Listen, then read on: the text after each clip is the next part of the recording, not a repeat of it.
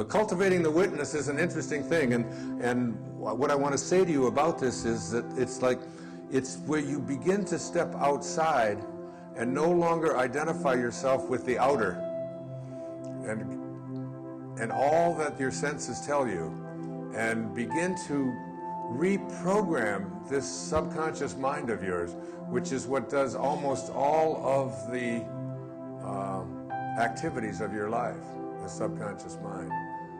You know, your conscious mind thinks about things, like when you're learning to drive, it says, you know, put the foot on the brake and then slow it down and turn this and slow it, and you do this and, you know, put your signal on and endless kinds of things that go through the conscious mind until ultimately the subconscious mind gets all of the suggestions, and then you drive.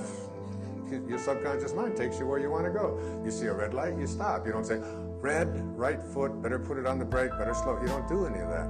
Like even you're sitting, all of you sitting right here in this room. You know, you got here, you sit down, nobody told you how to sit, where to put your hands, how to do this, you know, how to listen.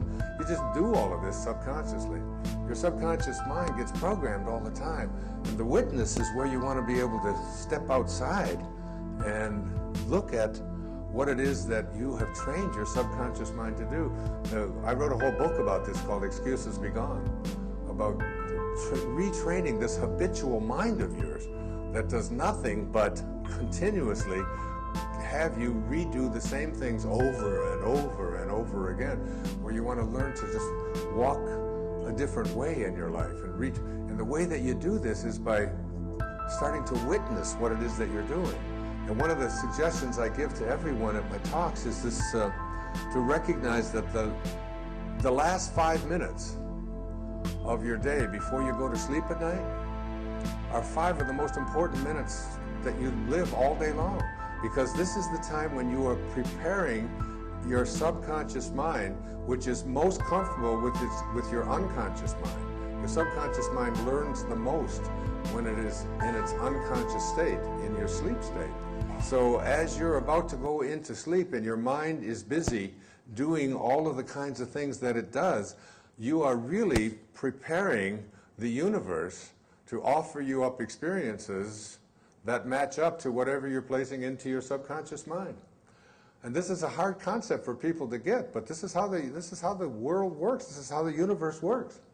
And I suggest to you that you don't spend the last 5 minutes of your day reviewing all of the things that you don't like, and all of the things that you don't want, and all of the people that upset you, and all of the hurts that you have, and all of the reasons that things are not going well, and all of your illnesses, and all of the things that you can't do, and how sorry you feel for yourself, and all of the. You don't want to do that, because you're about to marinate for the next 8 hours in your unconscious mind, which is most comfortable with your subconscious mind. And then when you awaken, you see your subconscious mind cannot make a distinction between what you're thinking about and what you're experiencing in your day and in your life. It just says, if you're thinking it, that must be what you want. And I'll just offer you up experiences that match up to what you're thinking.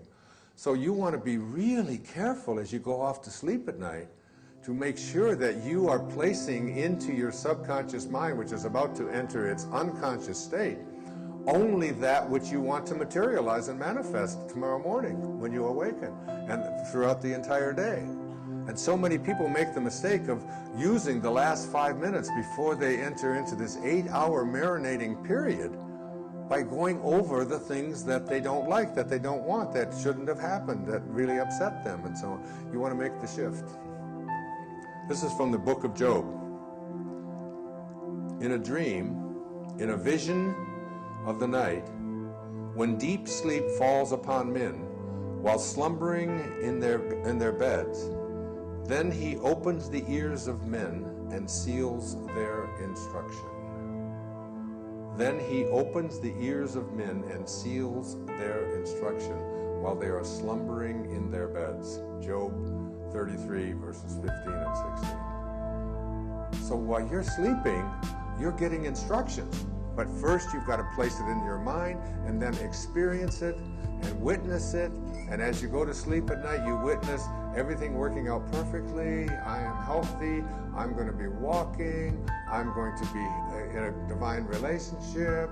I'm going to be, attracting the right prosperity. I'm going to have divine relationships with everyone I encounter.